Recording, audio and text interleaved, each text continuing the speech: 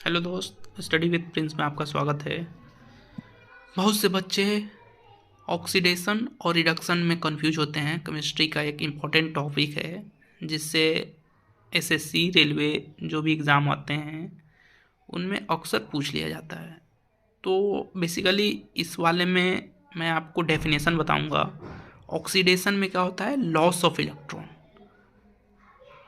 वैसे ही रिडक्शन में gain of electrons होता है। लॉस ऑफ इलेक्ट्रॉन का मतलब क्या है कि अगर किसी ने दूसरे एलिमेंट को कुछ इलेक्ट्रॉन दे के उक्टा ऑक्टेट पूरा कर दिया। ऑक्टेट मतलब अष्टक होता है, जो उसके लास्ट एलिमेंट है उसमें 8 एलिमेंट नहीं है, उसको 8 पूरा कर दिया। अगर वो किसी को दे रहा है तो उस पर पॉजिटिव चार्ज आएगा, अगर वो किसी से ले रहा है तो उस पर निगेटिव चार्ज आएगा। तो वह उसी अकॉर्डिंग किसी भी केमिकल रिएक्शन में आपको ये देखना है कि वो लॉस कर रहा है या गेन कर रहा है, उसके अकॉर्डिंग ये फार्मूला होता है, ये डेफिनेशन होता है। Similarly gain of oxygen, loss of oxygen. Gain of oxygen मतलब कि एक आपका रिएक्टेंट है, दूसरा प्रोडक्ट है, राइट।